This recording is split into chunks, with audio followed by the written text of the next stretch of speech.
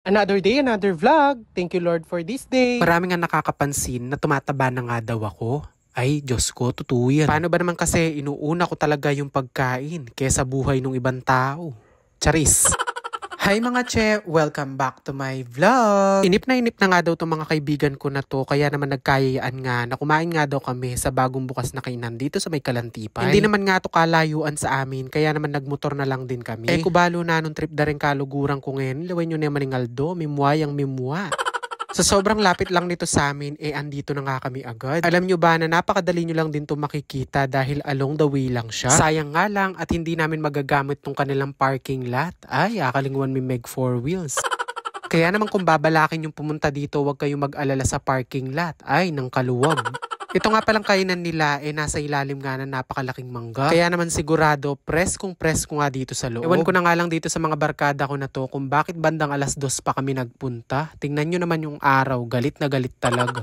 Pero don't you worry dahil pagkapasok nyo nga dito sa loob, hindi nyo naman masyadong mararamdaman yung init dahil nga mataas yung bubong. At dito nga sa kanilang dining area, malinis at maluwag, hindi kayo magsisiksikan. Sa tansya ko nga, 20 to 25 person ang kakasya dito kung kakain ng sabay-sabay. Kaya naman kung magbabarkada kayo o kaya family, pwedeng-pwede nga dito. At syempre, hindi ka na mahihirapan magbasa ng kanilang menu dahil nandito na nga sa napakalaking tarpaulin. Nag-o-offer nga pala sila dito ng pares at lugaw. Meron din silang silog, meals, and merienda. Iba't ibang klaseng ulam araw-araw na pwede ka nga makabili ng 60 pesos per order. Pero kung dito ka naman kakain, pwede rin naman for only 65 pesos may rice na. At nang dumating nga kami dito, nasaktuhan nga namin na meron nga sila ditong hamonado, kapampangan sisig, menudong sarsa pa lang daw, ulam na. Plus ito pa nga dinuguan. Meron din silang sisig puso na saging, crispy kare-kare na may special bagoong. At ito nga laging available na inihaw na baboy. O diba, just imagine for only 65 pesos, may ulam ka na, may kanin ka pa. Maliban pa nga doon, meron pa nga sila ditong available na lumpiang toge at lumpia Shanghai. Meron din ditong chicharong bulaklak na isinasama nga sa kanilang pares overload. Chicharong kawali na kasama nga ng tokwat baboy. Kahit nga mainit yung panahon, sabi ko dito kay ate, gusto ko mainit din yung lugaw na isa-serve sa akin. Kaya naman yan, bukalanero gumasalese. Lawen ko mo nung kamanimawas po tachi. Order nga rin pala ng pares overload yung kasama ko, kaya naman ayan, Diyos ko, bubukal yan naman. Dito nga sa kaldero, meron nakalagay na laman tapos yung taba ng baka. At isa pa nga daw sa nagpapasarap nitong kanila sabaw, ito nga mga buto-buto na to. Ay rugo, bala mo kakawaya ka na ako itang bone marrow, baka naman.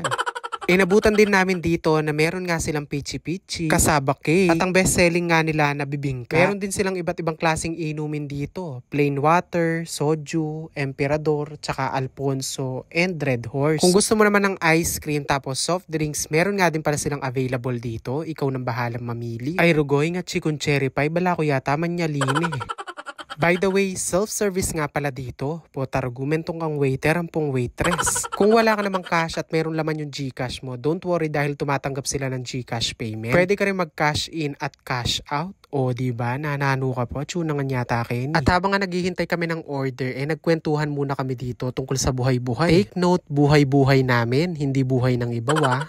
Hindi naman nga din kami nainip dahil tinawag na kami para kunin na nga itong mga in-order namin. Patulong na nga din pala ako kay Aljon dahil nga hindi ko mabuhat yung isang tray. Itsura at amoy pa nga lang nitong mga in-order namin, napakasarap na. Ay kendanop na niningabe, kuminuna ni Menga na Matagal na nga daw siyang hindi nakakakain ng inihaw na baboy, kaya pagkakita kanina sa menu, yan na agad yung tinuro niya. Yaman? Perfect.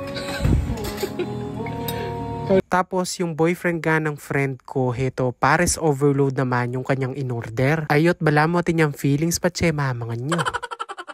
At in fairness naman dito sa kanilang overload na pares, overload talaga siya sa laman, hindi overload sa sabaw. Charis. Bali ito namang friend ko na to, ang in-order nga niya is crispy kare-kare. Perfect na perfect nga daw yung combination ng kanilang ginisang bagoong tapos itong kanilang crispy kare-kare. Yaman. Nagbuto. Ay, kumigaga na ka, kapangana talaga yung kare-kare niyan. At dahil naman nga diet-dietan yung atchinyo, soft diet tayo for today's video. Umorder nga pala ako ng goto na may tuwalya. At in fairness naman nga dito sa kanilang tuwalya, may tatak na good morning. Charis. Pag umorder nga pala ako ng goto, gusto ko lagi may kapartner na lumpiang toge. Ay rugo, nung alayo yung lumpiang toge, kaya pangan yan. Char! Noong mga time na to, akala ko nga tapos na tong kaibigan ko na to. Ay, may nyadya pang kare-kare. Kaya nyamanan niya namang kano. Sarap. Ay Ay ako nasasabi kay kayo pa abe-abe kami. Alam masaya nga pamangan. Gisa na ni metong. Kung akala nyo nga tapos na kaming kumain, meron pa nga umahabol. Ay, gusto niya daw kari-kari din.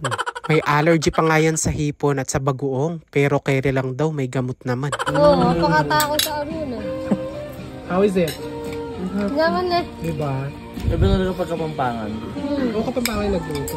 Anyway, for the dessert nga pala, kumuha nga pala kami dito ng kasabak cake at saka itong kanilang pichi-pichi. Kunwari, kung mo make diet, Diyos ko, pengan ko naman ining kasabang po ining pichi-pichi. By the way, tumatanggap nga din pala sila ng per bilaon yan. Kaya ipopost ko na lang sa comment section kung paano kayo maka-order sa kanila. At sa mga magtatanong kung saan kami kumain for today's video, ay dito lang po yan, sa may kusina sa Bukid. Located nga pala sila sa may Kalantipay, Baliwag, Bulacan. Madali nyo lang silang makikita dahil along the way lang. Open sila from Tuesday to Sunday, 6 a.m. to 8 p.m. Pwede ka rin umorder ng iba't ibang klaseng kakanin dito sa LG's Puto. Located at Dungan, Baluco, Kapalit, Pampanga. Kung taga Manila ka naman, pwede ka namang umorder kay Daria Ponce Gonzales dahil meron ding LG's Mandaluyong.